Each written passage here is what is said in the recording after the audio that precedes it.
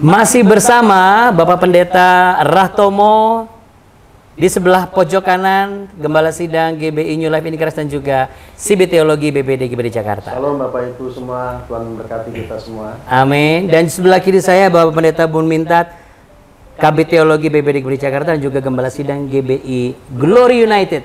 Shalom semuanya. Dan di samping saya yang tampak selalu muda dan segar Bapak Pendeta Petrus Lugowo, Wakil 2 BPD GBD Jakarta dan juga Gembala Sidang GBI Rawajaya. Bapak Ibu, Shalom, Tuhan memberkati. Oke. Dan masih bersama saya juga di sini, kita bersama-sama dalam ngeteh ngobrol teologi. Bapak-bapak nih saya puji-puji, semangatnya kemana sih Pak? Kebanyakan makanya tadi ayamnya ayam den lape. Tetap semangat. Tetap semangat dong, sukacita. Apa ada ya? masalah? Firman Tuhan hari ini kita belajar mengenai doa Bapa kami itu sudahlah, ampunilah kesalahannya supaya kita diampuni. Ya, kita masih membahas mengenai bagian dari doa Bapa kami ya, Bapak Ibu sekalian. Dan untuk semua yang baru saja bergabung, acara apa ini? Ini adalah acara ngeteh, kita ngobrol-ngobrol hal-hal yang sifatnya memberikan edukasi dan juga insight-insight, tidak hanya secara pandangan teologi saja, tetapi juga untuk bisa kita terapkan dalam pelayanan kita dan meningkatkan etos pelayanan kita sebagai hamba Tuhan yang semakin diberkati yang berada di bawah naungan Gereja Bethel Indonesia. Amin. Amin. Amin. Puji Tuhan. Dan terima kasih untuk hambanya Pak Johan terkasih yang sudah mengizinkan tempatnya ini untuk kami pakai sebagai lokasi syuting. Ini adalah Wisma iya betul ya? Iya. Wisma Berkat Sukacita. Ya, dan kami sangat diberkati dan sangat bersukacita di Wisma ini. Amin. Kita langsung ngobrol mengenai bagian yang selanjutnya. Dan ampunilah kami akan kesalahan kami. Bentar Pak, Bapak salah apa Pak? Bapak salah apa Pak? Loh, ini saya justru mau tanya nih. Oh gitu. Dan ampunilah kesalahan kami seperti kami juga mengampuni orang yang bersalah kepada kami. Saya mau tanya kepada Pak Bun Mintat karena sudah buka. Udah siap ini beliau ini. Siap. Ya, banyak yang penasaran Pak Bun Mintat. Emangnya kalau kita nggak ngampunin, kita nggak diampuni, atau kita minta diampuni dengan syarat kita mengampuni? Yang mana yang benar? Justru kalau kita perhatikan di pengajaran di PB, kita diampuni lalu kita mengampuni, ya kan? Sesuai dengan perjanjian baru, iya, kita diampuni. Nah, diampuni dan kita mengampuni, ya kan? Seperti sudah dikatakan di surat-surat Paulus itu kan jelas. Salah satu contoh ya, saya coba lihat ayat ini. Iya. Jadi diampuni baru mengampuni.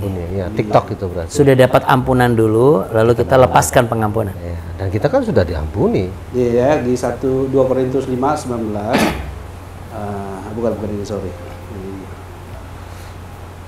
Kalau guru besar biasanya seperti itu. Apa tuh? Enggak Pak Bu minta jangan cari teks aslinya. Ini di Kolose ya, Kolose 3:13 saja. Sabarlah kamu seorang terhadap yang lain dan ampunilah seorang akan yang lain apabila seorang menaruh dendam terhadap yang lain.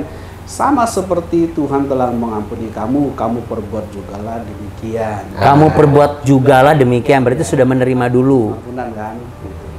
Jadi ketika kita perhatikan kan Tuhan Yesus mengajarkan doa ini kan dia mengajar kepada orang Yahudi hidup di masa Taurat kan. Oke, kita mungkin minta izin tadi ada tim sound minta agak sedikit keras suaranya. Iya. Oke. Oke, belum makan. Tadi kan belum makan 2 kali. 2 piring. Lanjut. Iya. Jadi kalau kita perhatikan ini kayak sepertinya mirip dengan mata ganti mata kan. Ampuni maka kamu akan diampuni. Ampuni kan? Iya. Betul nggak? Iya. Karena kalau nggak diampuni, Taurat itu. Iya kan? Taurat. Betul nggak? Tapi kalau kita perhatikan pengajaran para rasul, kita sudah diampuni, kita mengampuni. Kan? Kalau Tuhan tunggu kita ampuni dan berampuni berarti kan terlambat deh. Karena kita baca di Roma pasal 5, ketika kita masih berdosa, Ia telah mati untuk kita. Dia tidak tunggu kita bertobat dulu, dia baru mati buat kita. Jadi memang harus dipahami dengan tepat bahwa pengampunan ini lihat di konteksnya gitu, ya kan? Ampuni maka kamu akan diampuni. Kita diampuni karena Tuhan Yesus mati karena kita diampuni karena namanya kan. Di Kisah Rasul berulang kali ngomong kalau kita perhatikan di Kisah Rasul ya.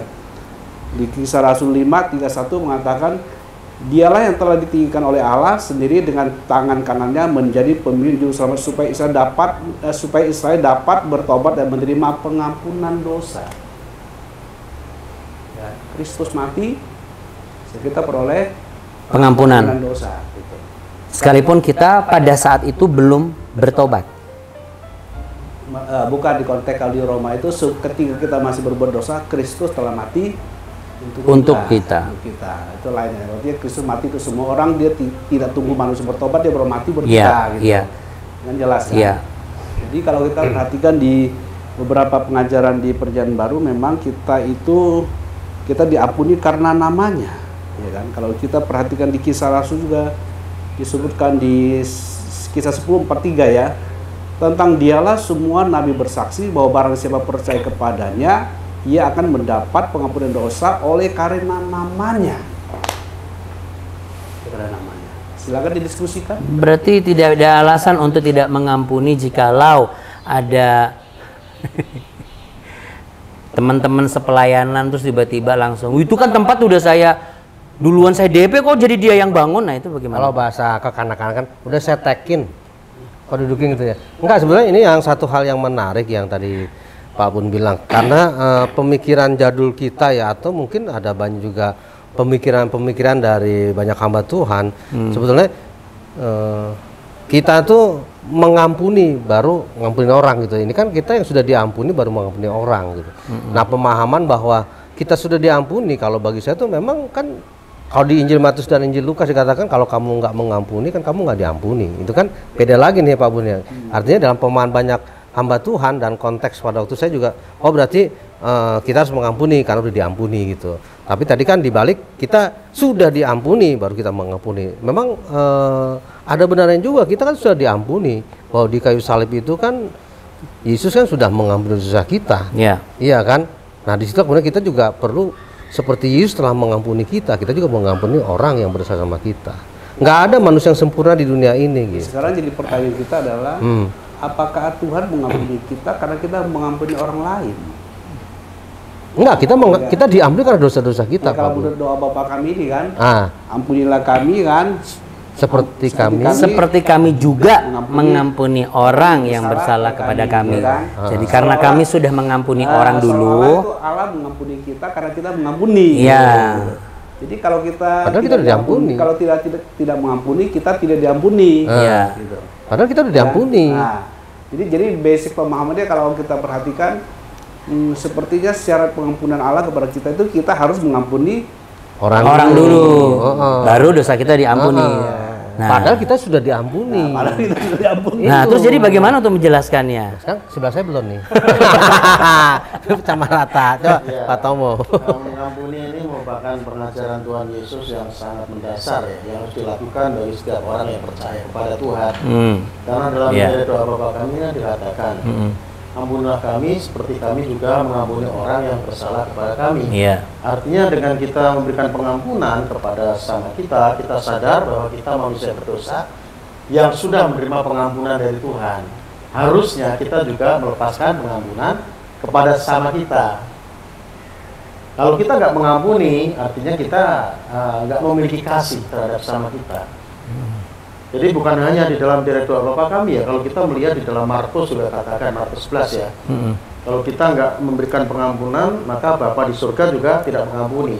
Dan ini merupakan salah satu penghalang doa juga.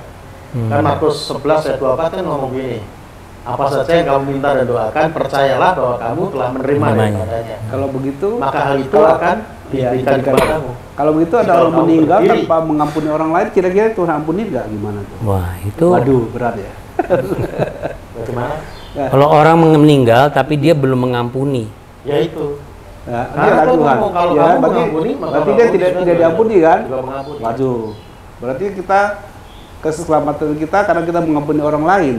Bukan. Nah, bukan. Kita kan sudah diselamatkan oleh karena kita menerima anugerah keselamatan itu kan. Nah, terus?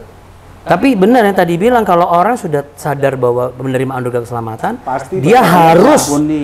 Iya, nggak mungkin. Dia pasti punya kasih mengampuni. Iya, Pasti, karena kan dia terhubung kan dengan kasih Tuhan kan.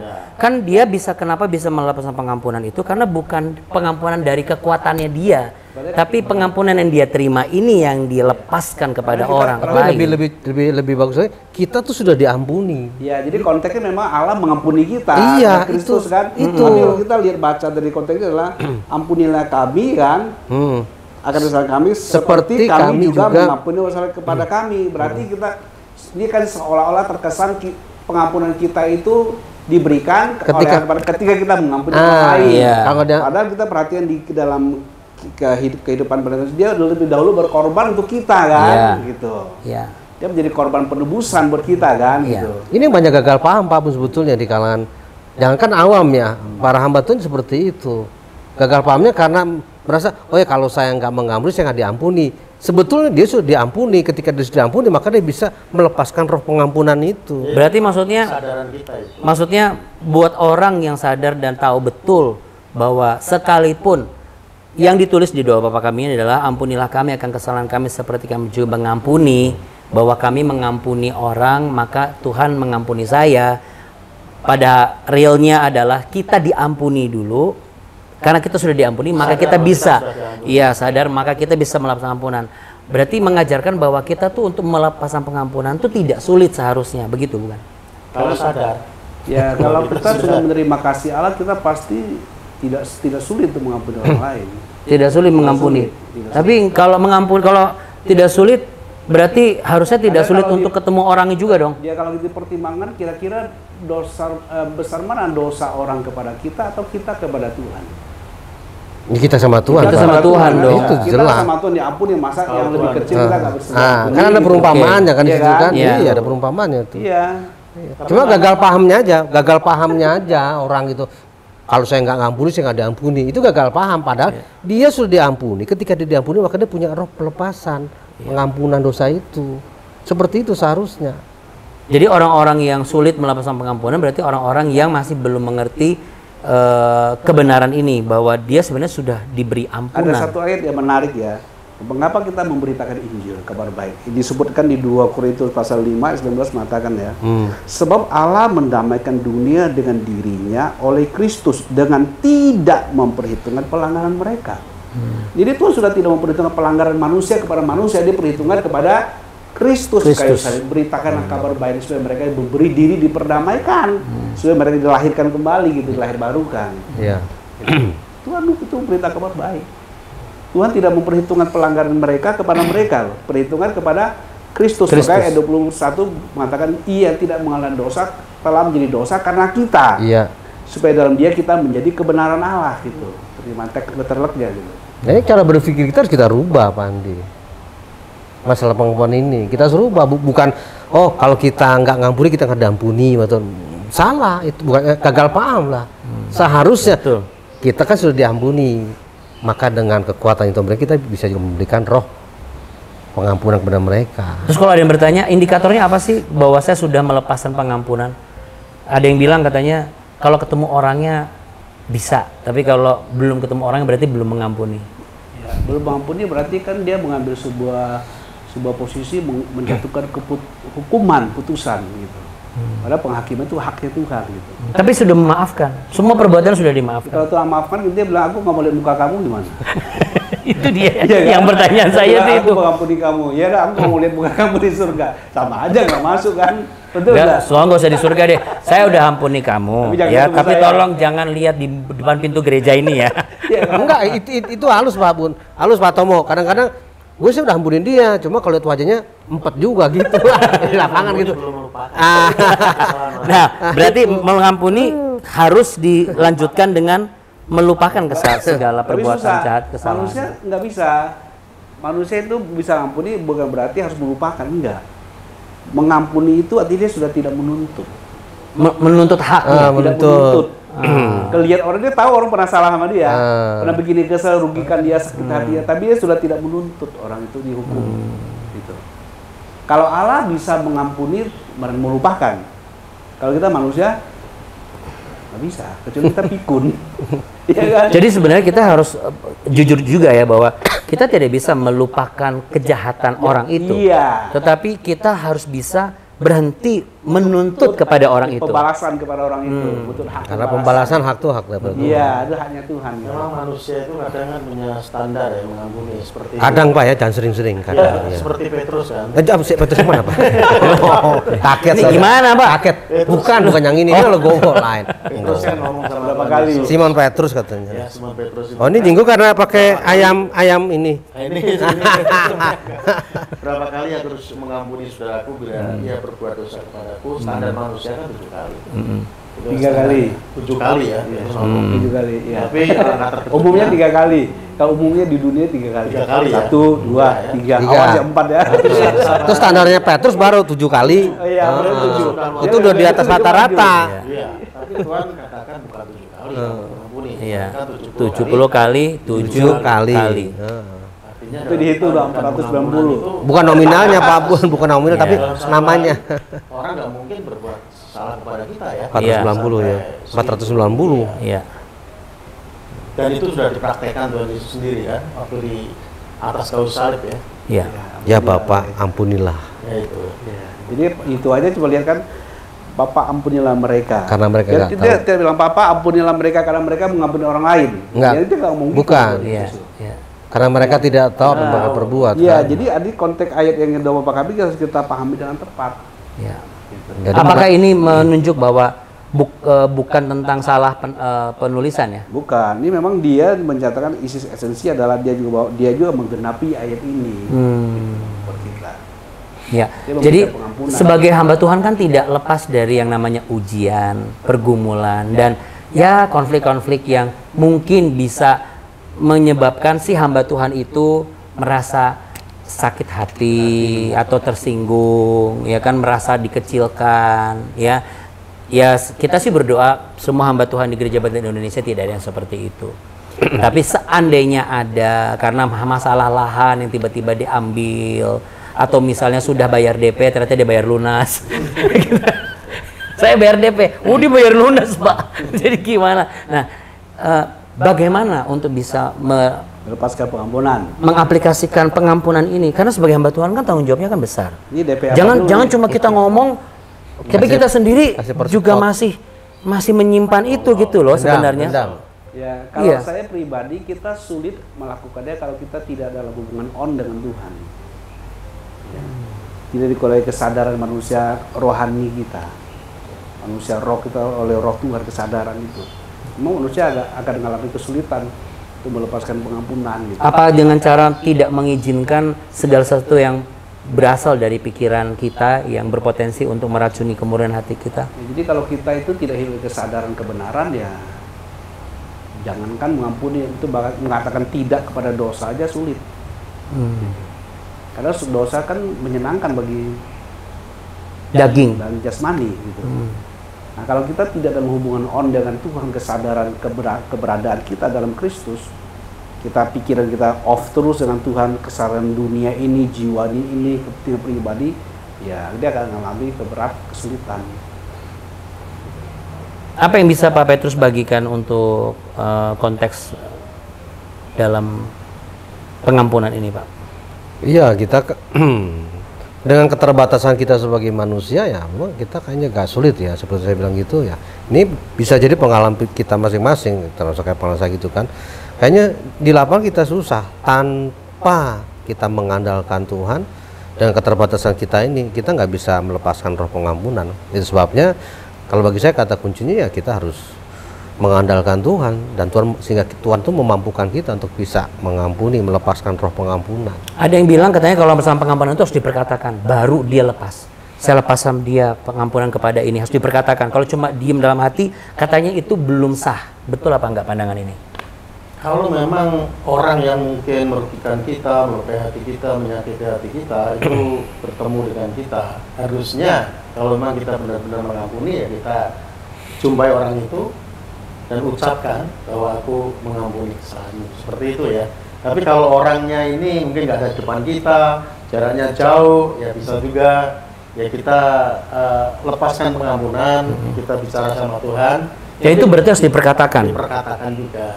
Jangan di dalam hati saja. Jangan dalam hati. Kenapa, Pak? Ya karena ini kan deklarasi ya bahwa kita ini mengampuni gitu ya, bukan kita diselamatkan Tuhan pun mengaku dengan mulut, percaya dalam hati juga kan? Iya. Ada pengakuan kan begitu ya? Ada pengakuan. Gitu, kalau dalam hati kan nggak tahu ini benar-benar mengampuni apa enggak kan gitu ya. Tapi bukan hanya dalam mulut saja, tapi dalam tindakan kan. Hati kita benar-benar sudah mengampuni. Dan itu dideklarasikan dengan perkataan kita. Karena dengan mulutmu kamu akan dibenarkan, dengan mulutmu juga kamu akan dipersalahkan. Yang bilang Matius pasal 12 ya. Jadi kalau kita dengan orang demikian bias, kalau saya pribadi, kalau orang pernah menyakiti saya datang ke Tuhan, saya bilang saya doakan orang ini Tuhan, saya sakit ini, saya mengampuni dia karena Engkau Tuhan, berkati orang ini, berkati dan melepaskan berkat juga ya. Berkati dia supaya dia bertumbuh mengenal kebenaran. Dan biasanya kita lebih dulu dapat sejahtera di pengalaman saya. Kadang ada orang doa, betul, sudah berdoa seperti itu, tapi belum mengampuni ternyata Pak doanya. Doanya begini, aku mengampuni dia Tuhan yang menyakiti hatiku. Tetapi supaya sadar Tuhan tolong kali ini saja patahkan tangannya, patahkan kakinya. Oh itu ya, berarti dia menduduki, itu kata kayak dia menduduki kursi Tuhan kan? Dia suruh Tuhan do dirty works. Iya, jadi Tuhan pelakunya songong banget ya. Jadi songong jadi banget dia seperti hakim, Tuhan tukang algojonya dia kan? bukan hakim bau loh, hakim bau bijaksana, beda Pak Bun. Artinya belum mengampuni. Bukan belum mengampuni, dia kagak mengampuni. Pakai suruh tangannya dipotong tuh kagak mengampuni. Betul, jadi kita kan berkati. Itu imbal balik Pak Bun ya. Mereka yang menganiaya kita, doakan mereka. Mendoakan lagi malah orang. Wah, luar biasa itu. Tapi kalau kita secara pribadi dengan Tuhan kan nggak mungkin munafik kan? Kita doanya pribadi dengan Tuhan kan, bukan di hadapan orang. Betul. Kalau di hadapan orang mungkin kita cari muka, karena mukanya hilang gitu. Kali kantongin Karena kali. sudah punya muka, kita ketemu dengan ngomong itu pasti kita ya nggak tutupin dong, ya kan? Itu lebih itu. Itu salah satu cara ya. Apa yang bisa disampaikan Pak Ratomo? Silakan dari Anda. Ya, jadi mengampuni ini adalah pelajaran yang terpenting yang perlu kita lakukan dalam kehidupan kita orang percaya. Karena dengan mengampuni kita sadar bahwa kita sudah menerima pengampunan yang luar biasa dari Tuhan.